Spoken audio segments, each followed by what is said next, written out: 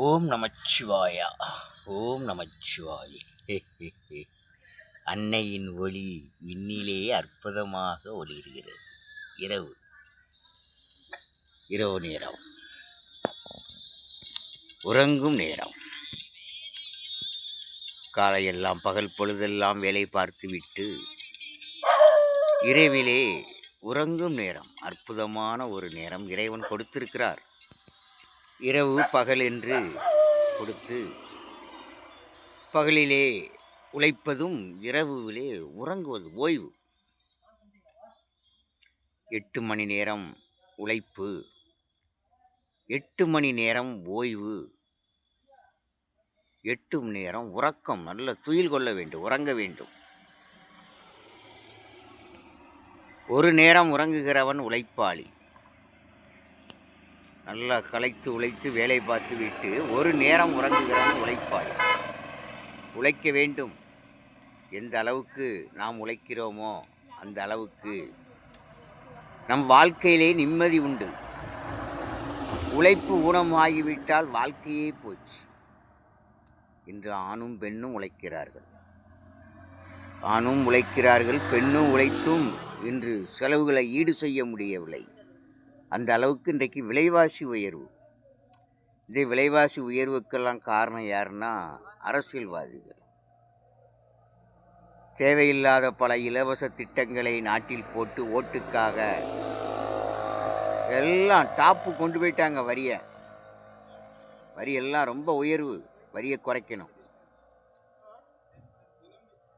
வரியை உயர்த்தி, விலைவாசியை உயர்த்தி, தரத்தை குறைத்து இன்றே தரமில்லாத நிலையில் பொருளை விலை கொடுத்து வாங்கி கொண்டு இருக்கிறோம்.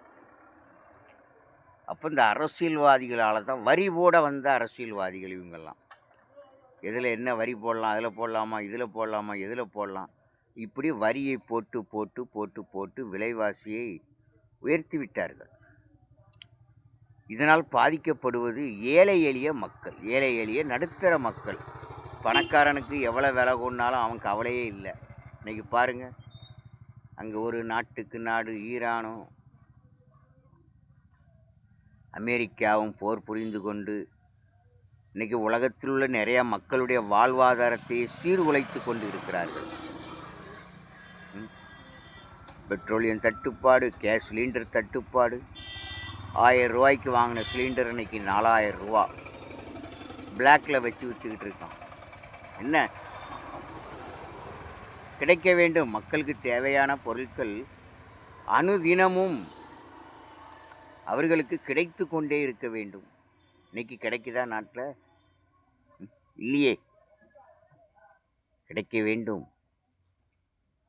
இந்த வாழப் பிறந்த, ஆளப் பிறந்த, அனுபவிக்க பிறந்த மனிதன் அவன் வாழும் வரை அவன் தேவைகளை பூர்த்தி செய்ய வேண்டும். இன்றைக்கு பார்த்தீங்கன்னா தமிழ்நாடே முன்னோர்கள் செய்த, இந்த மனிதர்கள் செய்த பாவத்தால் இன்றைக்கு ஊனப்பிறப்பும், நாட்டிலே வாழ்கொண்டிருந்த மக்களுடைய வாழ்வும் இன்றைக்கு வீழ்ந்து கொண்டு இருக்கிறது. பாவத்தால், முன்னோர்கள் செய்த பாவத்தால் தமிழ்நாடே இன்றைக்கு பாவத்தின் விளைநிலமாகிவிட்டது. ஏன் இதுக்கு முன்னாலாம் நடக்கலையே நாட்டில்? கொலை, கொள்ளை, கடத்தல், கற்பழிப்பு, லஞ்சம், ஊழல். இன்னும் விஜய் பதவிக்கு வந்து 1 மாதம் கூட ஆவலை. அதற்குள்ளே அதை தடுக்கலை, இதை தடுக்கலை, அதை செய்யலை. இதுக்கு முன்னால் நடந்ததெல்லாம் மறந்து போனீங்களா? பாவத்தின் அரங்கேற்றமே இதுக்கு முந்தின ஆட்சியில் தான் நடந்திருக்கு. அந்த அரங்கேற்றத்தை அன்றே அவர்கள் தடுத்து நிறுத்தி இருந்தால் இன்று நாட்டிலே தீமைக்கு இடமில்லை. கற்பழிப்பும் இல்லை, கொலையும் இல்லை, வழிப்பறி இல்லை, லஞ்சம் இல்லை, ஊழம் இல்லை. இதற்கு முந்தி இருந்தவர்களாம் அதை வளர்த்து விட்டு போயிருக்கிறார்கள்.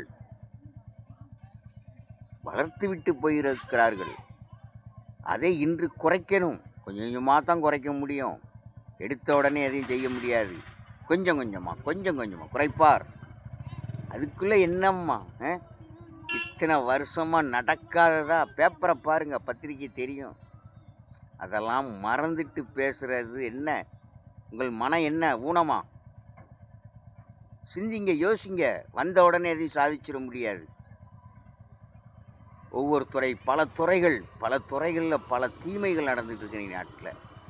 ஒன்றா ரெண்டா நடக்கு தீமைகள். இந்த தீமைகள்லாம் எதுக்கு? இது அதுக்காண்டி அரசாட்சி அரசு புரியோட அரசியல் முதலமைச்சர் மேலே பழி போட அவசியம் இல்லை. பழி போட வேண்டியவர்கள் யார் தெரியுமா? இதற்கு முன்னால் இருந்த அரசியல்வாதிகள். கருமத்தையும் பாவத்தையும் சாபத்தையும் வளர்த்து விட்டு போயிருக்கிறார்கள். அதை அழிக்கணும். அழிச்சாதான் தர்மம் பிறக்கும். வளர்த்து விட்டு போயிட்டு இன்னைக்கு அவங்க அது நடக்கு இது நடக்கு. பாவத்தின் விளை நிலையா. முன்னோர்கள் செய்த பாவம் இன்னைக்கு பிறந்திருக்கிற மக்களை வாட்டி வதைக்குது. விஜய் என்ன யார் முதல்வர்களாக வந்தாலும் சரி தான் ஐயா. நீங்கள் கடவுளே முதலமைச்சர் அங்கே வந்தாலும் சரி தான். தலை விதி தலை எழுத்துப்படி வாழ்கிறவன் வாழ்ந்து கொண்டு தான் இருப்பான், வீழ்ந்து கொண்டவன் வீழ்ந்து கொண்டு தான் இருப்பான். அது பல விதத்தில் நடக்கும். கற்பழிப்பாகவும் இருக்கும், கொலையாக இருக்கும், வழிப்பறியாக இருக்கும், இல்லை கிணத்துல விழுந்து சாகுவான். இப்படி பல விபத்துகள் சாகுறான். அதுபோல் இதுவும் ஒரு விபத்து. மனக்கட்டுப்பாடில்லை, பாவம். மதி உனக்கு தலைவிதி, மனசாட்சி உன் வாழ்வுக்கு வழிகாட்டி. ஆனால் அவன் தலைவிதி, அவன் மதியை மயக்கிறோம். எழுதப்பட்ட விதி. அதுமாரி யார் வந்தாலும் உடனே தடுத்துட முடியாது. இன்றைக்கு நடக்கிற கர்மம் பாவம் இந்த தீய செயல்களை ஒழித்தால்தான் அடுத்து நன்மை பிறக்கும், தீமைகள் நடக்காது. அப்போ முன்னோர் செய்த பாவத்தை பூரா எங்கே கொண்டு தொலைக்கிறது? எங்கே திதி கொடுக்குறான்? செத்து போனவனுக்கு பூரா திதி கொடுத்து எங்கேயா பாவம் தொலைஞ்சிருக்கு? அவங்க செஞ்சுட்டு பாவம் தான் எனக்கு நாட்டு மக்களை வாழ்க்கையை சீர்குலைச்சிக்கிட்டு இருக்கு. இது ஆட்சி மேலே பழி போடுகிறான். அதை தடுத்து நிறுத்தியிருந்தால், ஏன் நிறுத்தலை? முன்னால் நடந்துச்சு நார்த்திக ஆட்சி. அவங்களுக்கு தர்மமும் தெரியாது, கர்மமும் தெரியாது, பாவமும் தெரியாது, சாபமும் தெரியாது. அப்பேற்பட்டவன் ஆட்சி நடத்தினா லஞ்சம் அத்தனையும் நடந்துச்சு, அரங்கேற்றம் நடந்துச்சியா. இப்போ வந்திருக்கவர் மேல் நீங்கள் பழி போடுவதும் ஏசுவதும் தேவையில்லாததை பேசுவதும் தவறான செயல். ஏன் இதுக்கு மேலே 60 வருஷம் 30 வருஷம் 25 வருஷம் ஆண்டாங்களா? அவங்களுக்கு கேட்டிருக்கலாம்ல கேள்வி. உங்களால் வாயை பொத்திக்கிட்டு இருந்தீங்களோ, மௌன விரதம் இருந்தீங்களோ உள்ளாலும். இப்போ கேட்குறீங்க. விஜய் ஆட்சிக்கு வந்த உடனே மாற்றம் கொஞ்சம் கொஞ்சமாக தான் மாற்றம் வரும். வந்த உடனே மாற்றம் வந்துடாது. அதுமாரி தேவையில்லாமல் என்று வந்திருக்கிற முதலமைச்சரை நல்ல முறையில் பணி செய்ய விடுங்கள். உங்கள் முன்னோர் செய்த பாவத்துக்கு என்ன விஜய் என்ன பலிகிடாவா? விஜய் பதவிக்கு வந்த பிறகு அங்கே கொலை நடக்கு, அங்கே கற்பழிப்பு நடக்கு, அது நடக்கு இது நடக்கு. முன்னோர் செய்த பாவம் யா, அதை தடுக்க யாராலும் முடியாது. அந்த தீமையில் பாவத்தின் அரங்கேற்றம் இருக்குவரை அது நடந்தே தீரும். நீ எத்தனை படைய போட்டாலும் சரி, எத்தனை எதை செய்தான என்ன பாதுகாப்பு கொடுத்தாலும் தலை விதி அவன் விதிகளை முடித்தே தீரும். அது எந்த ரூபத்திலையும். அதை மாற்ற முதலமைச்சராலும் சரி, அரசு ஊழியர்களாலும் சரி, கடவுளே மாற்ற மாட்டாரியா. யாரு விதி? அவன் முன்னோர் செய்த பாவம். தர்மம் செஞ்சிருந்தா தர்மத்தில் வாழ்வான். கர்மத்தை செஞ்சுட்டு போனால் ஏகப்பட்ட கொலையை பண்ணிட்டு போயிட்டான். அவன் முன்னோர் கொஞ்சம் கொலையாக பண்ணியிருக்கான், கொஞ்சம் மிருகங்களையாக கொண்டிருக்கான். கரும செயல். அவன் வாரிசு எப்படி இருக்கான்? கரும செயல் செய்துவிட்டு போனால் அவனுடைய வாரிசு எப்படி இருக்கும்? பாவச் செயல். பிறரை அடிப்பது, உதைப்பது, மிதிப்பது, கையை வெட்டுவது, காலை வெட்டுவது, குத்துவது. அருவாளும் கத்தியும் எதுக்கியா இருக்கு? மரம் வெட்டுறதுக்கும் காய்கறி நறுக்கிறதுக்கும். மனுஷனை வெட்டுறதுக்காயா? என்ன கொடுமை! கொலை, ஜாதி, மத வெறி என்று பல விதத்திலும் நடந்த கொலைகள், கருமம், பாவம். என்ன பாவம் நடந்திருக்கு? அடுத்தால சாபம், வழிப்பறி முதல் வீட்டில் இருக்கும் பொருட்களை எல்லாம் களவான்பது அவர்களுக்கு தெரியாமலே. களவான்ட்டு போன பிறகு வீட்டுக்காரன் என்ன செய்வான்? வாழ்த்தவா செய்வான்? வாழ்த்துவான் ஐயா, சாபம் விடுவான். அவன் நல்லாவே இருக்க மாட்டான், நாசமாக போயிடுவான், சாபம் விடுவான். அப்போ அந்த சாபம்லாம் ஏற போயும் செஞ்சவன் செஞ்சுட்டு போயிட்டான். செஞ்சுட்டு மண்ணுக்குள்ளே உரமாயிட்டான். உரமாயினான். அவனுக்கு சோறும் தேவையில்லை, தனி எதுவும் தேவையில்லை. சோறே வேண்டான்னு தானே சாவு தான். செத்து போனவனுக்கு திதி கொடுக்குறான். ஐயா ஆத்மா சாந்தி அடையணுமா, ஐயா ஆசீர்வாதம். அவன் செஞ்சுட்டு போன பாவத்தில் தான் ஐயா நீ இன்னைக்கு நாசமாக போய்கிட்டு இருக்க. உன் வாழ்க்கையை சீர்குலைஞ்சிக்கிட்டு இருக்கு. அதற்காக வேண்டி அரசு மேலே, ஆட்சி மேலே பழி போட வேண்டிய அவசியமே இல்லை. அதை கேட்கல, இதை கேட்கல. சட்டம் அதன் கடமையை செய்யும். அதை முன்னால் இருந்தவர்கள் சரியாக செய்யவில்லை, வளர்த்து விட்டு போயிட்டார்கள். கர்மம், பாவம், சாபத்தை வளர்த்து விட்டு போயிட்டார்கள். இனி அதை தர்மத்தால் ஒழிக்க வேண்டும். அப்படி ஒழித்தால்தான் பாவத்தின் அரங்கேற்றம் இருக்காது. இல்லை என்றால் அதை யாராலையும் தடுக்க முடியாதியா. நடந்துக்கிட்டே இருக்கும். அவன் முன்னோர்கள் செய்த நன்மை தீமைப்படி. அப்போ நன்மை ஒன்றே செய்தால், நல்லதை செய்தால், தர்மத்தோடு வாழ்ந்தால், வழி நடந்தால் நிச்சயமாக இந்த பூமி தர்ம பூமியாக மாறிவிடும். பாவத்தின் நிலமாக இருக்கும் இந்த தமிழ்நாடு தர்ம பூமியாக மாறி. அப்போ தர்ம பூமியாக மாறிவிட்டது என்றால் அதன் அடையாளம் என்ன? என்ன? கொலை இருக்காது, கொள்ளை இருக்காது, கடத்தல் இருக்காது, கற்பழிப்பு இருக்காது, லஞ்சம் இருக்காது, ஊழல் இருக்காது, வரதட்சணை இருக்காது, வறுமை இருக்காது, நோய் இருக்காது. நோய் வருமுன் காக்க வேண்டும், வறுமை இல்லாதிருக்க வேண்டும். வறுமையே இருக்கக்கூடாது. வறுமையை போக்குறதுக்கு வழியை பாருங்க ஐயா. அரசியல்வாதிகளே, பொதுநலவாதிகளே, பொதுநல ஞானிகளே, இன்னும் பாருங்கள், ஏழை எளிய மக்கள் அங்கங்கே கட்டியிருக்கிற வீடுகளை அப்புறம் அடித்து நொறுக்குதில் ஏய்யா தீயை வச்சு கொளுத்துதிய. இப்போ கிருஷ்ணகிரி பக்கத்தில், ஓசூர் பக்கத்தில் 32 வீடுகளை புறம்போக்கில் கட்டியிருந்தார்கள் என்று அடித்து நொறுக்கி, ஏய்யா அவங்களுக்கு ஒரு வீடு கட்டி குடியிருக்க ஒரு 2 சென்ட் 3 சென்ட் நிலம் கூட சொந்தம் இல்லையா? அது வாழ்ந்த வீட்டையும் அடித்து துரத்துனேன்னா என்னையா ஆச்சு? அன்று விஜய் இதை வேறு நொறுக்கும்போது வேதனை கண்ணீர் விட்டாராம். அப்போ இன்னைக்கு நொறுக்குதை பார்த்து என்ன கண்ணீர் ஐயா நீர் விட்டுறீரு? ஆனந்த கண்ணீரா? புறம்போக்கு நிலமும் கோயில் நிலங்களும், ஆங்காங்கே இருக்கிற அவுட்டரில் இருக்கக்கூடிய கோயில் நிலங்களும் ஏழைகளுக்கே சொந்தம். சொந்தம் சொந்தம் பந்தம் பணக்காரனுக்கு அல்ல. அவன் வாங்கி போட்டிருக்கான், ஏக்கரா வாங்கி போட்டிருக்கான் ஐயா. கொஞ்சம் ஏக்கராயா வாங்கி போட்டிருக்கான். ஆனால் அந்த ஏழைகள் வீடு கட்ட ஒரு 3 சென்ட் இடம் இல்லையா? என்னையா வீதியில் வாழும் மக்கள் கொஞ்சமா? அன்றைக்கு அவர் கலைஞர் கனவு இல்லமா? கலைஞர் கனவு இல்லம், அரசு இல்லம் இல்லை, அரசு கொடுக்கல, கலைஞர் கொடுக்காரு. கலைஞர் நினைவு இல்லம் கட்டி கொடுப்பாவ. அம்மா ஆட்சி வந்தா அம்மா நினைவு இல்லம். இப்படியெல்லாம் இல்லம் கட்டி கொடுக்கும் நீங்கள். இந்த இல்லம் இல்லாமல் இந்த வீதியிலே வாழும் மக்களுக்கு என்னைக்கு இல்லம் கட்டி கொடுப்பீர்கள்? இருக்கிற வீட்டை ஐயா காலி பண்ணுறிய.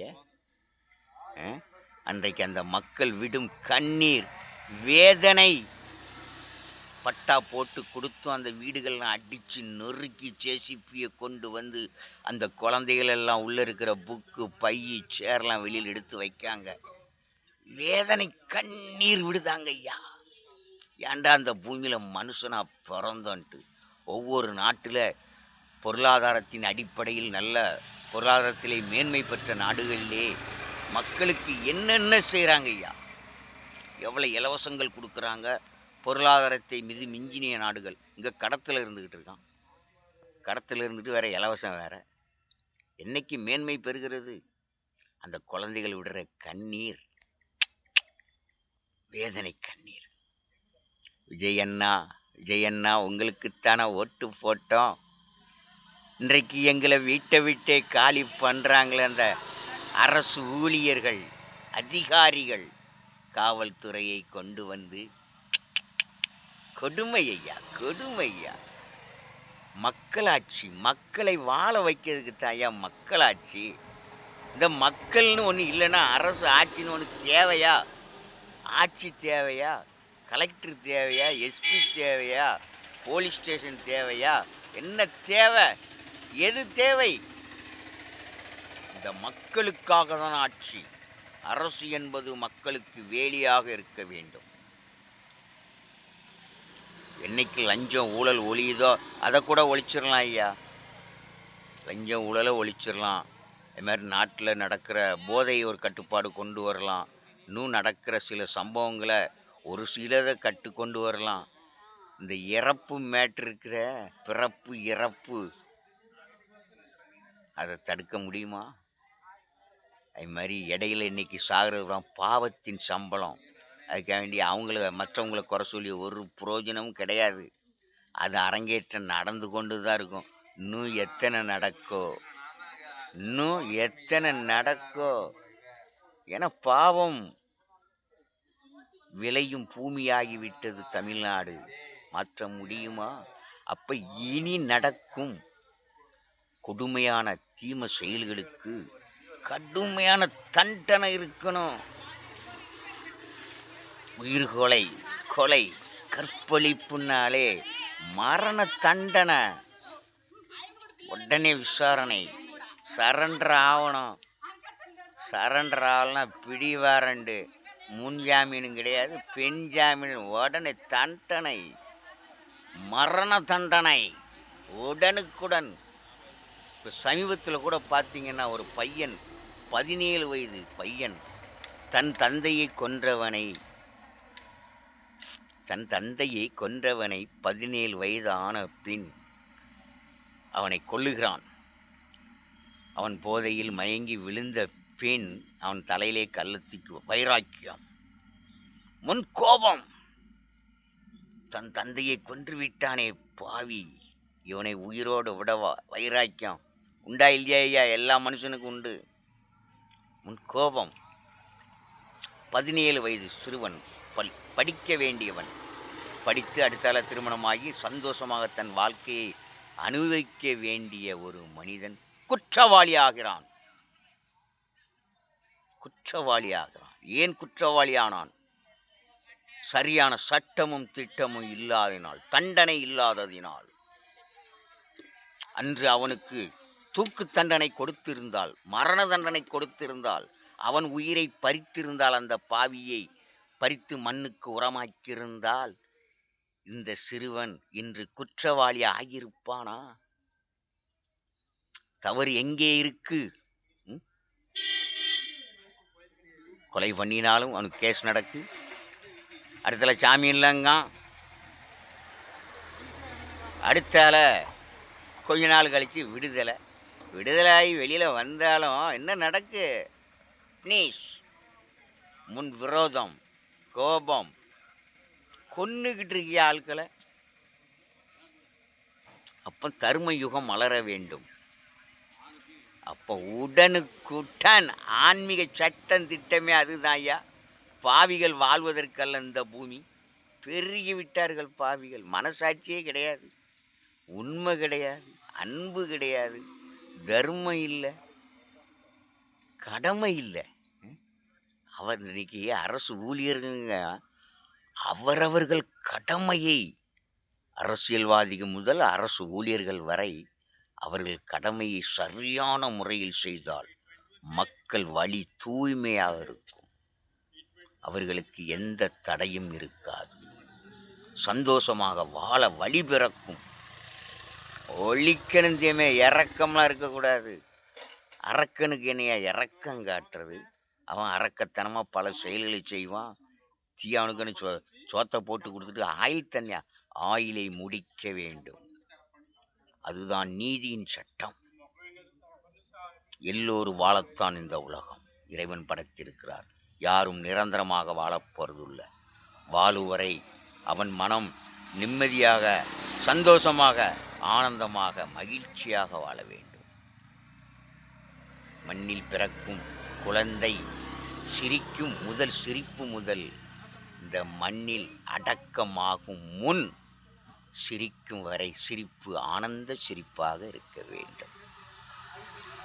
பிணமான பின் எந்த மனமும் சாந்தி அடையாது. பிணமாகும் முன் மனம் சாந்தியடைந்து இந்த மண்ணுக்கு உரமாகும். மக்கள் தோழர் அருட்ஜோதி மைந்தன். God bless you. எல்லோர் சிரிப்பிலும் இறைவனை காண்.